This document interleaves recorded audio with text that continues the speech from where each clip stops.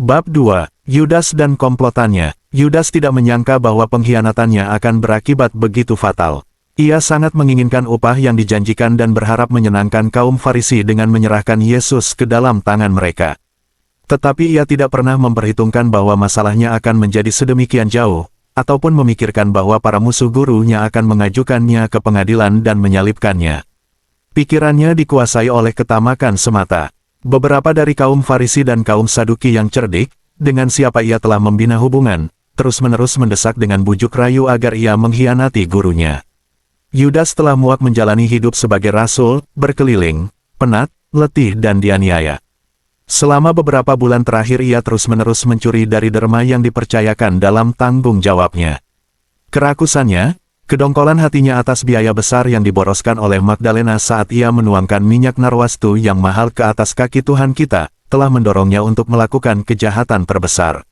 Ia senantiasa berharap bahwa Yesus akan membangun suatu kerajaan duniawi, dan menganugerahkan kepadanya kedudukan yang gemilang serta menguntungkan dalam kerajaannya itu. Karena kecewa, ia memutar otak agar dapat mengumpulkan kekayaan. Ia melihat bahwa penderitaan dan penganiayaan terhadap Kristus dan para pengikutnya semakin meningkat. Ia berusaha menjalin persahabatan dengan para musuh juru selamat kita, mereka yang berkuasa, sebelum masa bahaya tiba. Sebab ia melihat bahwa Yesus tidak akan menjadi raja, sebaliknya ia memiliki martabat dan kuasa sejati sebagai Imam Agung. Dan mereka semua yang ikut dalam pelayanannya, memberikan kesan yang kuat dalam benaknya. Dalam suatu tingkat tertentu, Yudas mulai masuk ke dalam persahabatan erat dengan utusan-utusan mereka, yang terus-menerus merayu serta meyakinkannya dengan argumentasi yang kuat, bahwa bagaimanapun juga, pekerjaan guru ilahi kita harus segera diakhiri. Yudas semakin antusias mendengarkan saran-saran tindak kejahatan yang dibisikkan hatinya yang culas.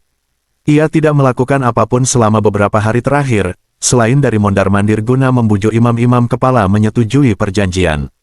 Tetapi, mereka tak hendak bertindak segera dan memandang sebelah mata padanya. Mereka mengatakan bahwa tak cukup waktu untuk bertindak sebelum hari raya, dan bahwa akan terjadi pergolakan di antara rakyat. Hanya kaum Sanhedrin saja yang menaruh perhatian pada usulnya. Setelah Yudas menyambut sakramen Maha Kudus dengan sakrilegi, setan menguasai dia sepenuhnya. Seketika itu juga ia pergi untuk melaksanakan niat jahatnya. Pertama-tama, ia mencari orang-orang yang hingga tahap ini telah membujuknya dan mengadakan permufakatan dengannya, mereka yang masih menerimanya dalam persahabatan semu. Beberapa yang lain ikut bergabung dalam komplotan, termasuk Hanas dan Kayafas. Tetapi keduanya memperlakukan Yudas dengan sikap sangat angkuh dan menghina. Segenap musuh Kristus ini sama sekali ragu-ragu dan jauh dari perasaan yakin akan keberhasilan persekongkolan mereka, sebab mereka tidak mempercayai Yudas. Aku melihat kerajaan neraka terpecah belah dalam dirinya. Setan menghendaki kejahatan bangsa Yahudi dan haus akan kematian Yesus, pentobat jiwa-jiwa, guru yang kudus, orang benar, yang amat menyebalkannya. Tetapi, pada saat yang sama, ia merasakan ketakutan batin yang luar biasa atas kematian kurban yang tak berdosa, yang tidak akan menyembunyikan diri dari para penganiayanya. Aku melihat setan, di satu pihak membangkitkan kebencian dan murka dalam diri para musuh Yesus, sementara di lain pihak, ia menyebar hasut pada beberapa di antara mereka bahwa Yudas adalah seorang yang jahat, dengan karakter tercela, dan bahwa hukuman mati tak dapat dijatuhkan sebelum perayaan, atau hingga terkumpulnya jumlah saksi yang cukup untuk melawan Yesus. Setiap orang mengajukan usul yang berbeda-beda. Beberapa menanyai Yudas dengan pertanyaan ini, apakah kita akan dapat menangkapnya? Adakah orang-orang bersenjata bersamanya? Dan sang pengkhianat menjawab, tidak. Ia seorang diri bersama ke-11 rasul. Ia sedang amat berduka, dan ke-11 rasul adalah orang-orang yang penakut. Yudas mengatakan kepada mereka bahwa sekaranglah saatnya, atau tidak akan pernah sama sekali mereka menangkap Yesus. Bahwa di waktu mendatang, ia mungkin tidak lagi memiliki kuasa untuk menyerahkan Kristus ke dalam tangan mereka. Dan bahwa barangkali ia tidak akan pernah kembali kepadanya, sebab beberapa hari ini sangat jelas para murid yang lain dan Yesus sendiri mulai menaruh curiga dan pastilah mereka akan membunuhnya jika ia kembali kepada mereka.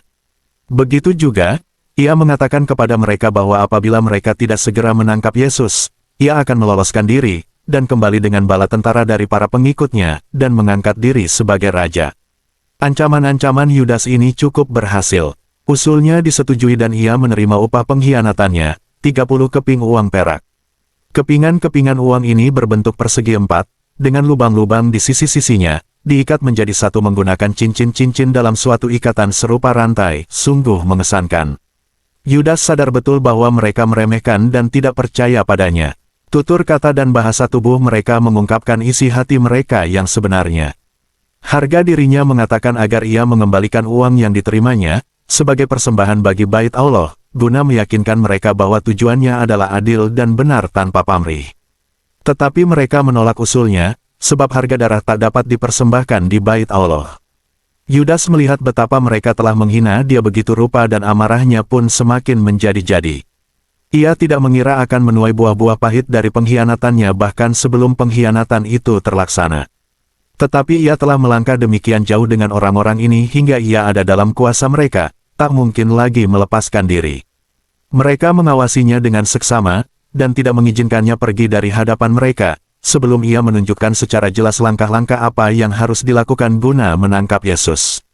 3 orang Farisi menyertainya ketika ia pergi ke ruangan di mana para prajurit Bait Allah berkumpul, hanya beberapa di antara mereka orang Yahudi, sementara lainnya berasal dari berbagai bangsa.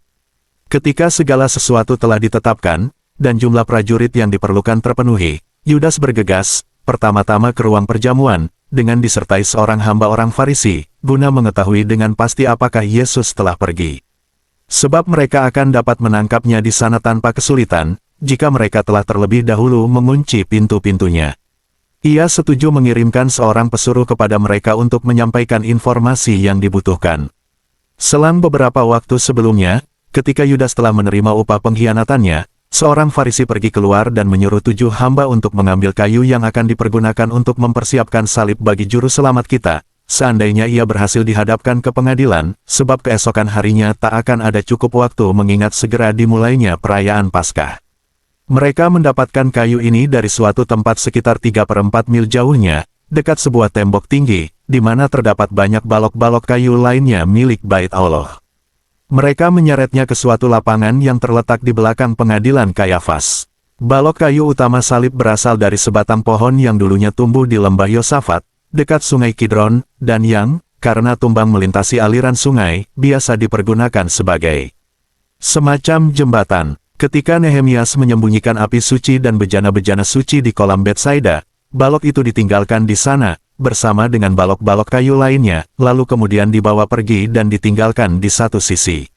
Salib dipersiapkan dengan suatu cara yang sangat khusus, entah dengan maksud mengolok-olok Yesus sebagai raja, atau hanya kebetulan. Salib terdiri dari 5 potong kayu, tidak termasuk papan tulisan. Aku melihat banyak hal lain sehubungan dengan salib, dan makna dari peristiwa-peristiwa yang berbeda juga dinyatakan kepadaku, tetapi aku telah lupa semua akan hal itu. Yudas kembali dan mengatakan bahwa Yesus tak lagi ada di ruang perjamuan, melainkan pastilah ia ada di Bukit Zaitun, di tempat di mana ia biasa berdoa. Yudas minta agar hanya sekelompok kecil orang saja yang diutus menyertainya, jika tidak, maka para murid yang berjaga akan merasa curiga dan terjadi huru-hara. 300 orang akan ditempatkan di gerbang-gerbang kota dan di jalan-jalan Opel, bagian kota yang terletak di sebelah selatan Bait Allah, dan di sepanjang lembah Milo hingga ke rumah Hanas, di atas Bukit Sion. Maksudnya, agar siaga mengirimkan bala bantuan jika diperlukan, sebab, kata Yudas, segenap rakyat dari kalangan bawah di Opel adalah pengikut Yesus. Begitu pula, sang pengkhianat meminta mereka agar berhati-hati, jika tidak, ia akan dapat meloloskan diri dari mereka. Sebab, ia sendiri, dengan cara-cara yang misterius, telah seringkali menyembunyikan diri di bukit dan membuat dirinya tiba-tiba menghilang dari orang-orang di sekitarnya. Di samping itu, ia menyarankan kepada mereka agar membelenggunya dengan rantai dan mempergunakan bentuk-bentuk magis lainnya guna mencegah ia meloloskan diri. Bangsa Yahudi mendengarkan segala nasihat ini dengan acuh tak acuh yang menghina, dan menjawab, sekali ia ada dalam tangan kami tak akan membiarkannya lolos. Sesudahnya, Yudas mulai menyusun siasat bersama mereka yang akan menyertainya. Ia bermaksud memasuki taman mendahului mereka dan memeluk serta menyampaikan salam kepada Yesus seakan-akan ia kembali kepadanya sebagai sahabat dan murid. Lalu, para prajurit menyerbu dan menangkap Yesus. Yudas sangat ingin agar orang mengira para prajurit itu berada di sana secara kebetulan. Jadi, ketika mereka muncul, ia dapat melarikan diri seperti para murid lainnya dan tak terdengar lagi kabar tentangnya.